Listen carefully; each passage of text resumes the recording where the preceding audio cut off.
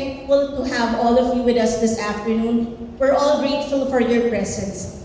At Nutrilin, actually, we believe, just like what Carla said a while ago, that every little moment counts.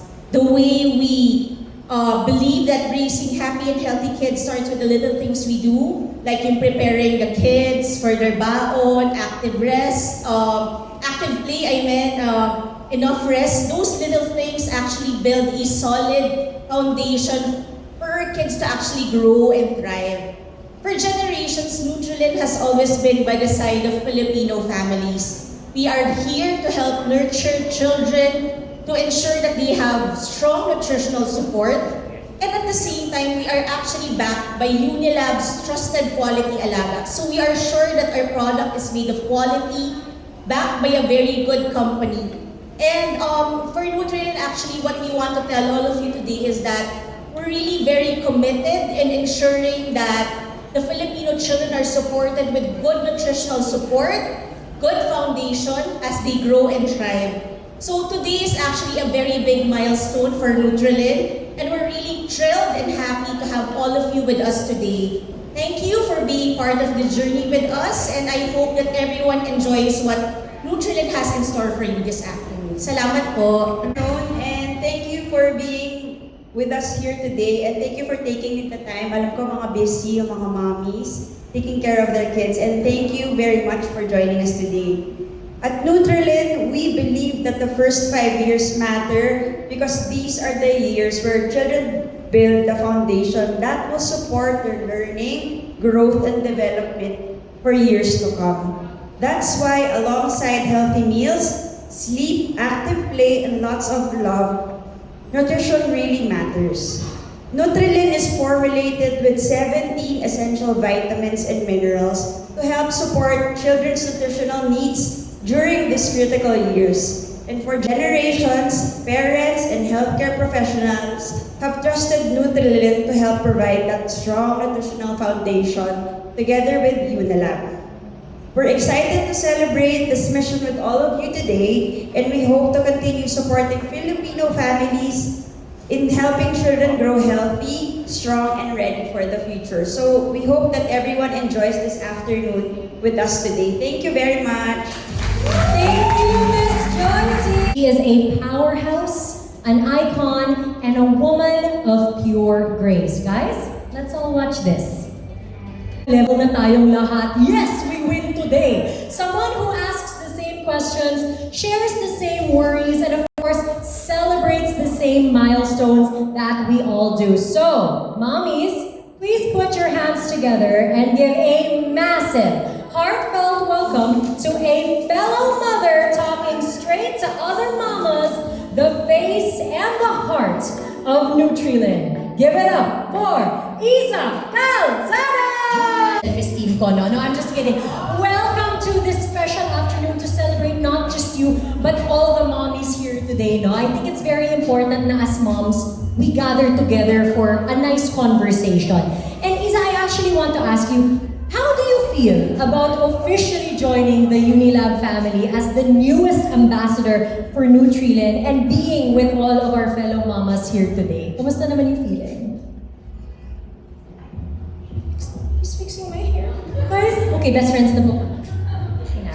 Thank you so much for that wonderful introduction, Carla.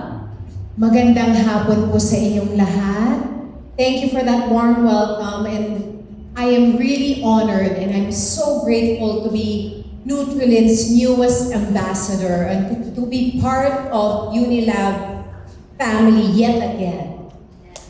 And to be, of course, to be with all of you today. Oh my gosh, my baby. My baby. May bata. Hi, baby girl. At may baby. Akin na po siya mamaya.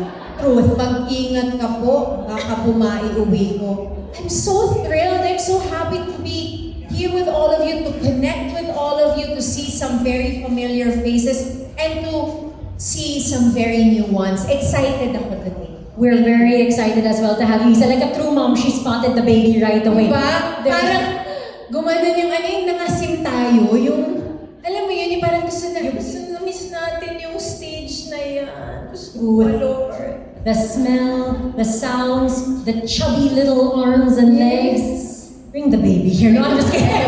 Bring the baby here. No, but Isa, thank you. That is so true. Now, guys, we have a lot in store for you. So again, if you're going to be posting online, don't forget, we have our official hashtags for this afternoon. Hashtag NutriLinPH and hashtag Isa Calzado with Nutrilin. Yes, may hashtag ka. Oh, as if naman, you know naman how that feels. But please, Isa, have a seat. I am going to introduce our fellow guests this afternoon, guys.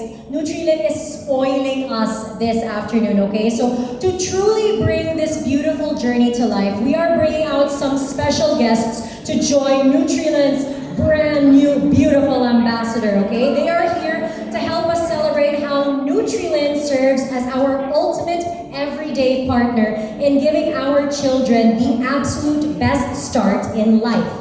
A multivitamin syrup that is highly prescribed by pediatricians and backed by the trusted gold standard quality of Unilab. So, please welcome, mommies, our parenting influencer, the beautiful Miss Winwin Marquez, Katrina Flor Cruz. Thank you so much, ladies, for joining us here this afternoon. And you know what?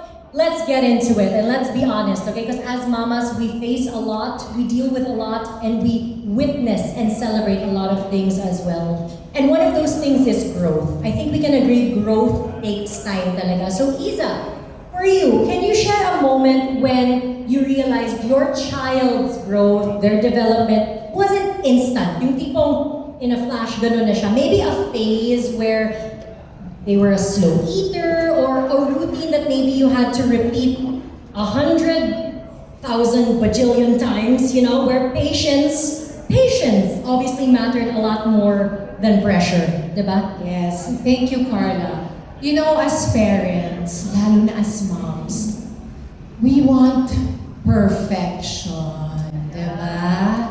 Kalaban natin yung mga kababaihan, eh. We're always aiming for that perfect time of the nap. We're aiming for the perfect weight, perfect height, perfect milestone to be hit at the perfect time.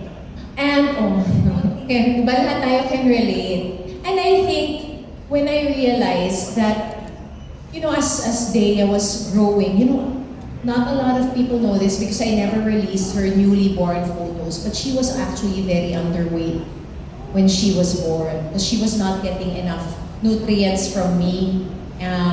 It's a whole different thing. But eventually naman, nung naging busog-lusog. But syempre, you will always have that feeling na baka she's not hitting the milestone, she's not developing properly, or at the pace I want her to develop. So I think especially during meal times, when I realized that meal times and a lot of things have to stop being performance. Diba? A performance for the child na parang she's not eating enough, she's not eating enough vegetables, especially in front of people. Diba minsan pinupunan ng tao na, "Uy, ang lakas naman kumain ng anak mo, nakakatuwa." Eh paano pag hindi? So you feel like you're not doing enough, she's not eating enough. And you as a parent, baka mali yung pagpapalaki ko sa kanya kasi she's not eating properly. And so when I realized that it doesn't have to be a performance, rather it should be a time of connection between us. It's a time for us to bond, to just enjoy that moment. So I realized that the anxiety wasn't hers, it was mine. Tayo lang naman eh. Yung utak natin aiming for that perfection, that's what gets in the way of our connection with our child, which is ultimately what they want. They want our presence, they want our energy, they want to feel loved. Bekesyo kumain sila ng konti at ng marami, papalakpakan pa rin natin sila. So, you know, as you said, it's not passive the word that you said. It's actually patience. Thank you. Patience is actually not passive. It's actually a choice that you make. Diba? Hindi siya nandyan lang si pasensya. It actually takes a lot for us to be patient with the development and growth of our child. Isa, oh my gosh, you hit the nail on the head. I think we can all agree. Sometimes we forget it. We think of it as performance, when in reality it is a connection. And we have to choose to be patient with our children as well in all that they do, because each child is different. So they can't all be in a certain mold, a certain standard. Yes, there are milestones, but it's not something that you have to by June 28, be like this, di ba? I mean, that's pressure on you, on your kid, di ba? Tsaka parang ginawa mo silang robot. Pag Good. Eh, di ba tao ang niluwal natin sa mundong ito? Di ba tayo, even us. I realized this also shortly lang. Yung sleep. Yung you want them, kailangan ganitong oras, tulog na sila, ganitong oras. And you're like, teka, ako ba? 10:01 p.m. ba? Ganon, di ba? So you just have to also kind of surrender and relax a bit. Very guilty. Mommies, do you agree? I think we're all guilty of it when it comes to naps, to food, to play. Oh my gosh.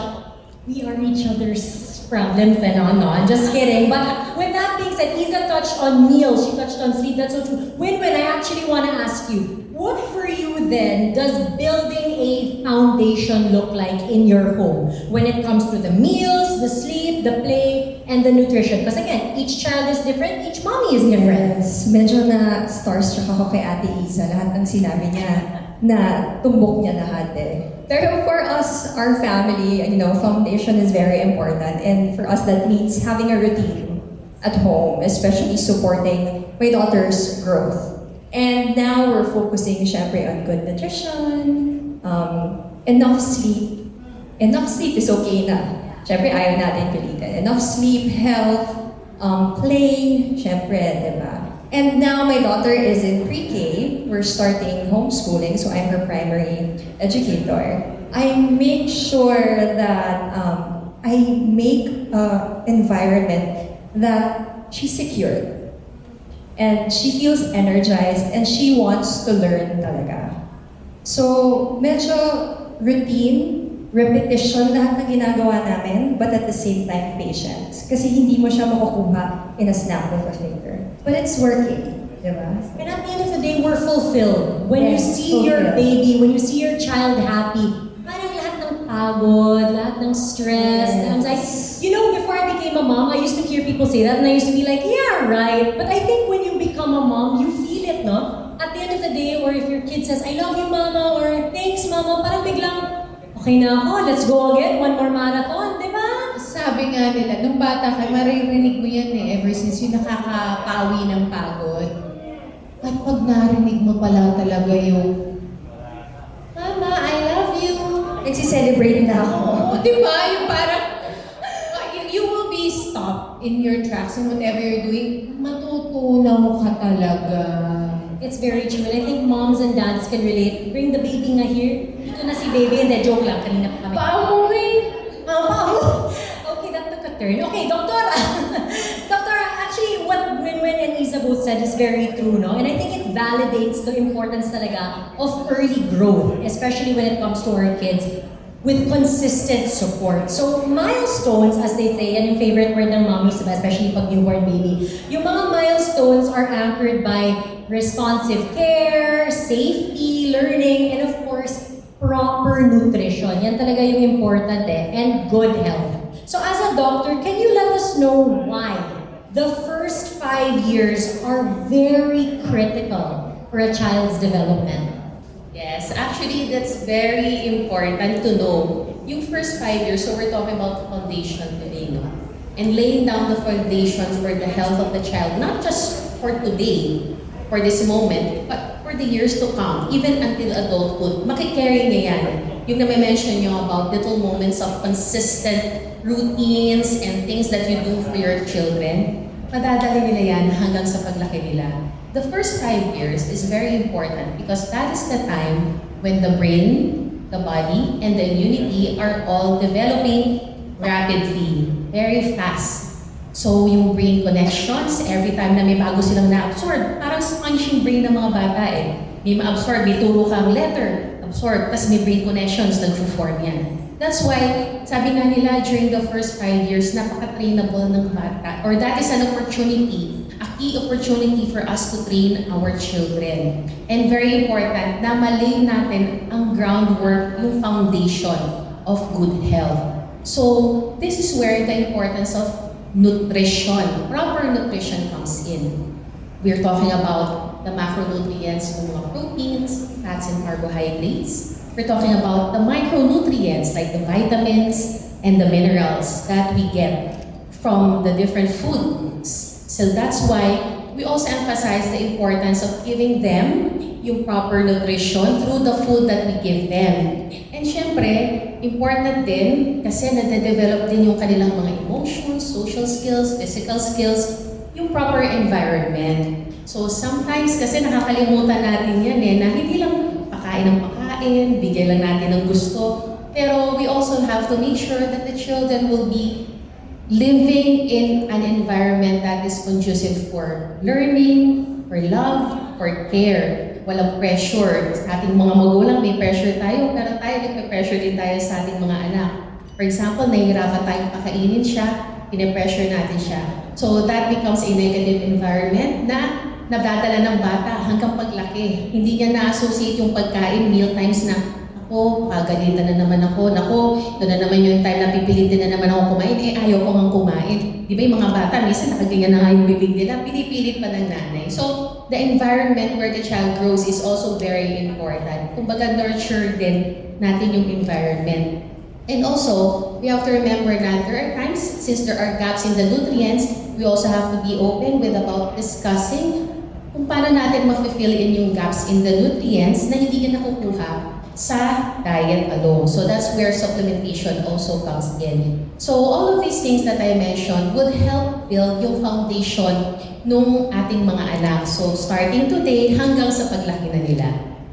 Thank you, Doctora. My gosh, I think we can all kind of relate to that, no? Especially, I think si mealtime talaga is one of our top ones as mommies and daddies talaga. It really is very important, especially proper nutrition and consistent support as well, and patience. And since we're talking about consistency, I actually want to ask both Isa and Winwin, for you girls, what is your daily routine then when it comes to being a mom with your child? And for you, how do you keep that foundation strong? Kasi diba, there's structure, there's routine. And in all of that, how does Nutrilin fit into your daily routine in helping promote, healthy habits and just an overall healthy vibe and flow when it comes to your home? Isa?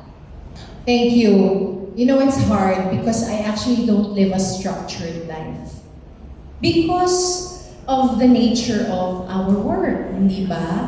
Parang hindi ko actually alam in 2 weeks' time next week, I don't know what exactly my schedule will look like, and the week after. It's ever changing and ever evolving. But, dyan pumapasok na yung I wish I could say I'm her primary educator. Right now, I'm her primary entertainer. Kakantahan, sasayawan, diba? Diyan pumapasok ang ating mga kasambahay. Ang aming angels sa bahay talaga who provide further care and support for a child. And of course, her dad, Ben, is also there. But of course, he's also working, so he's not a full-time house husband. Wherein there's no shame in that also. Sabi ko nga, minsan iisip ko, pwede bang, huwag naman kasi syempre gusto natin mag-work din siya. Pero minsan parang, pwede bang, ideally there's at least one parent present. But that's a great idea, but it's not always the reality of a lot of households. A lot of us have to work, go outside and work. And so here comes now the structure that you at least try your best to provide for your child. Routines. For us, a non-negotiable would be whenever I can have, and she can have this even without me, is have that morning routine. We, always thank you, Lord. We say a prayer, we have an acacia tree when we have a balcony, and by the window, it looks out onto an acacia tree. So there's nature right away. I don't check my phones. So at least she doesn't see me checking my phone early in the morning. I think it's very important to model the behavior that we want them to have, right? So anyway, we start with that. She hears me already talking about what to be grateful for. And of course, after breakfast, we already have her vitamins. That's an everyday non-negotiable. We also have an evening routine, which is also just as crucial and important and sacred. And for me, I think what's important is to not make her feel like giving her vitamins is a chore. I try to make it fun for her as much as possible. Buti na lang masarap yung Nutrilin at gusto talaga. And I think also, you know, I've researched quite a lot on what the best supplements are. And for me, Nutrilin is an intentional choice because you know exactly all that your child is getting from this multivitamin. Thank you, Isa. That is so true. And I love what you said about not looking at the phone, having these routines that, you know, they're not military style, like we have to follow it to a T. But there are these special moments where it's not a chore, it's not work. I mean, it is work to take care of your child and to love them, but it's not that kind of work. You gets ba? Mami Ben na ate. Yes.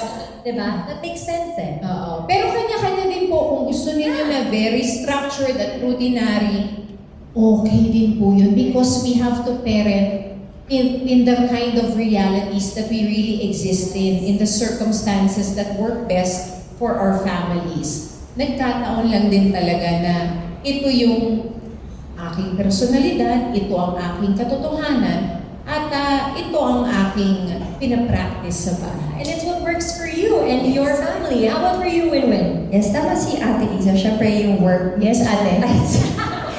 Okay tayo eh. Hanggat binita mo mga ganyan. I love you. Happy birthday. Okay lang. Okay lang ate talaga. 10 years yung gap namin. Naging hot seat na to bigla. Sige, love you. Love you, Isa. Ate. Ate. Yeah, tama yung sinabi ni Ate Isa because like for me, we have similar jobs, right? But we have to sacrifice one talaga. Like, I cannot focus on work only. I cannot only focus on family. Meron talaga masasakripisyo na isa and that's the reality of it. So for us, I've learned that habits, you build that over time. And every day looks different. Araw-araw iba eh. Kahit meron kang routine, kahit meron kang nakasanayan, naiiba yan araw-araw.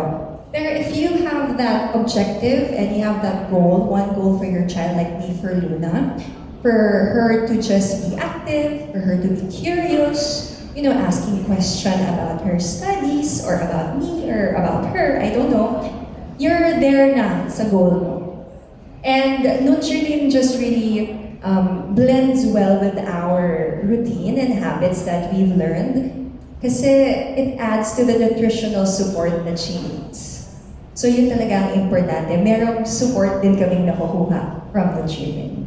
I think that also gives you as a mom that peace of mind to know. Especially Definitely. with your line of work. Diba, Doctor? Especially for their line of work, they're out of the house, long hours. Sometimes their shoot is outside of Metro Manila. So to have that peace of mind knowing that your baby, your child is really getting it all and growing in that way, that also makes you feel so secure, diba? Definitely. And you know, I touched on this earlier, like, not every meal she will eat as much. So you know already that even if she doesn't have the same magagana for the day or for that specific meal, at least napupunan ng supplement na ito, ng Nutrilin, yung kulang at least for that meal time or for that day. You know, Isa, since you're talking about that, I think we can all agree, diba? Isa, when you look at them and you're like, oh, sana all. But on the same breath, you're kind of like, they're so poised, they're so happy, you know, they can literally do it all, right? And for us mommies, That's what you think. That's what you think. is this the part where you think we're relatable? Kasi hindi po talaga eh. Talaga. Winwin already said it earlier. Meron at meron tayong kailangang isakripisyo. O may, you know, we're all juggling things all at the same time. And inevitably, a ball will be dropped. Yes. And ang katotohanan dyan, we're all guilty. And we all have mom guilt. Yes. So mamaya, Sige, magtanong ka pa. Ang naging therapy session na to. No, Isa, since we're talking about this, you know, you and women, you both represent moms that really want to do it all. That want to be present for their kid, that want to work, that want to build their careers. And you have these routines, o diba? Mom goals right here. No, but you have these routines that fit into your life. So, Isa, I want to know, how can these foundational habits that you've applied, at least in your life and for your child, how can it help the mamas and daddies here in the audience feel less overwhelmed? Kasi di ba overwhelming po talaga siya minsan.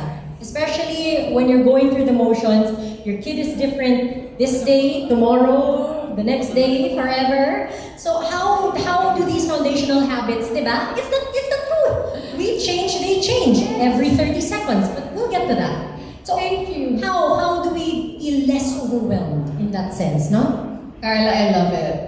It's true, we are all ever evolving. And you know, one of the best advice that I got was from the makeup artist extraordinaire, Miss Lala Flores, who has 5 children. Nung nanganak ako, sabi niya, Iza, no day is ever the same. Like what you said. And I realized, totoo nga yun. Sabi nga ni win-win, di ba? Even if you already have the structure, the routines, everything you think, one day, ay, nag-work. Minsan may ganun pa yun eh. 2 days na, 3 days na, wala, sakto na. Biglang, whoosh, out of nowhere, di ba? Things a curveball happens. And again, life, these are things that are beyond our control. So I think, hello? Oh, siya agad si baby, I love you. We really have a special connection. But I think everybody, all moms in this room, I've said it earlier, who's guilty of mom guilt? Sino dito nakaka-experience at sa oras ngayon ay nagigilty? Ako, nagigilty ako. I'm not with Dea at the moment. I'm sad, but at the same time, I'm working. I'm happy and I'm grateful. Diba? Parang, it can be overwhelming. Like, personally, my cup, my schedule, it's genuinely full. Like, kadalasan, I feel like I'm drowning in the level of responsibilities I have to do. And I'm a new mom. Parang, how does everybody do this? And you said this, parang, women who look like they're effortlessly doing things, when in reality, it's taking so much from me. I'll just speak for myself. It's taking so much from me. And so, having this peace of mind, knowing that there is a multivitamin that already, as you said, blends perfectly into your routine and supports our children, maybe one day, Lord, gives you that peace of mind. And for all of us parents here, because I see that there are also some fathers here, not just mothers, but of course mostly mothers. I think we just have to come into our parenting journey knowing that we need to find the best partners, because no man is an island and no parent, no mother can do it all alone. It really does take a village. These are cliche lines, by the way, but they are so true. You need to set up that village. And that village includes the nutritional support that you are providing for your child. So well said, Isa. Mic drop. I can't drop it though, but that is true, diba? And 2 things can exist, mommies. You can be tired but grateful. You can be overstretched but full, right? And you're willing to wake up the next day and do it all over again. And that's how it works. And that's how life is. And since Isa was talking about a village, Doctora, I want to talk to you because as a pediatrician then, what is your role as one of the villagers to help us mommies? Diba? Totoo. I love you na. Diba? I am also my child's entertainer. Kala mo, me and my 8 I can personalities. Oo. So, Doctora, as a pediatrician, diba? What is your role in helping mommies build that confidence? Build that nutritional confidence na yes, my child will be able to grow, my child will develop, and my child will be happy and reach all the milestones. What is your role, Doctora? Sabot. Actually, mabigat ang role namin. As in, actually, Winwin and I, we were talking earlier, di ba? You asked me, Doctora, nung nanganak ka, sinong pediatrician ng anak mo? And I get that question. May naman ba ako? Ako rin yung nag-crush doon sa baby ko. Di ba merong pediatrician nandun, nakaabang? So ako rin may sumalo. So I hindi. Yeah. I also need a village. I also need, everyone does. No one is spared from needing someone, okay? Meron akong kay pediatrician na nag-catch akin. And sabi ko nga, even until now, my eldest is 3 years old. I just had a baby 4 months ago. Binapadala ko, wow! Actually, Yes! ano ko ba? Thank you. Ano ko ba? Oh my Thank God! you! And nagigalti din ako, nandito ako ngayon. Alam mo kanina, sorry, that's a different story. Kasi kanina, actually, while waiting at the back, akala nyo nagbabasa ako ng script. I was actually watching the CCTV. Kadede na ba? Napaliguan na ba? Napakain na ba? Nahatid na ba sa school? So, we all need our village. We all need someone. And we should not be afraid to ask for help. So, even as pediatricians, we're not also spared from our kids. Naku, anak ko nga kanina, day 3 of eating chicken and rice only. Akala nyo, anak namin, perfect eaters. No, we also get that. Kailangan yung kanyang white bread, slightly toasted, not crunchy, na tinanggal ang edges, divided into 4. Ganun ka-specific. And I'm sure some moms can also relate, di ba? So, we're not spared from that. And we're here to help each other. So, as pediatrician, we're here to help guide you. Ano ba yung mga kailangang bigay na nutrients sa inyong anak? And where do you get it? From what kind of food do you need? Ano bang variety ng food ang kailangan ng mga anak nyo?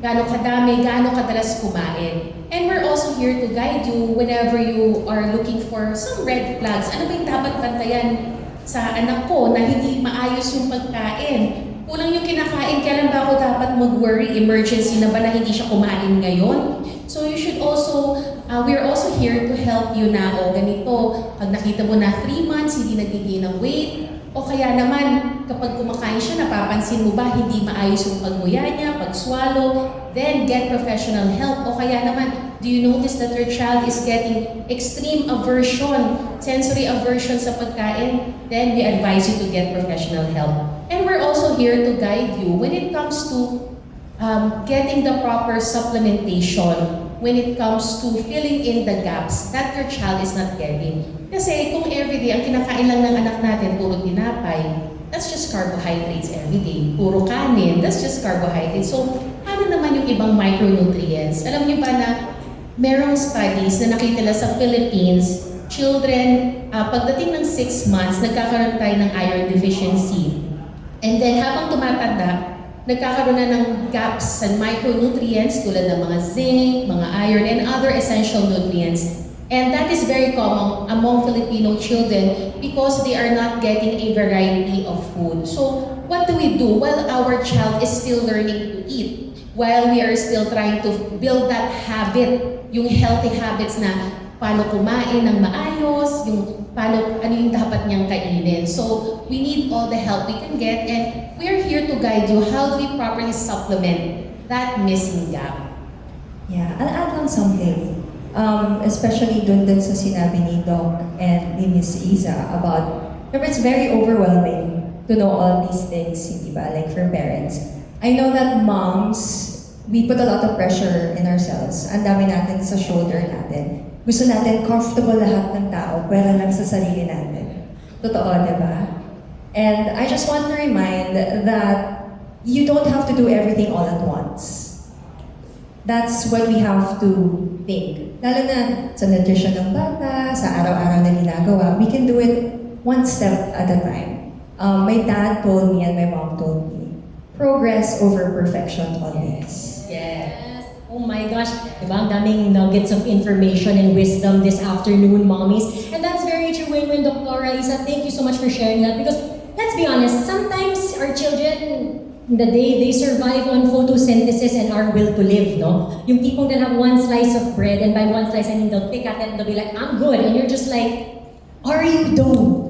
That's why it's good that we have all of these support systems in place. In Nutrilin, in our pediatricians, in our house health, in everybody in our village and in our community. And I think to wrap up, we all know that vitamins are meant to strongly support and complement proper nutrition, responsive care, and of course, healthy routines. That's very important. And when we pair it with consistent love, with the trusted pediatrician prescribed support of Nutrilin, which we all know and love, backed by Unilab quality, we are able to give our kids the best start to their critical first 5 years. Doctor, I just want to ask then, with everything that's been said and shared so far, what then are your key takeaways as a pediatrician?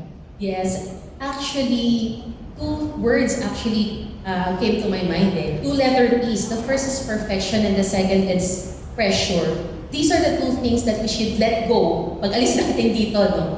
The pressure to be perfect, the pressure na dapat yung sarili natin din, ma-achieve natin lahat ng nasa isip natin, yung na-build natin na idealisms, no, of what a perfect mom should be.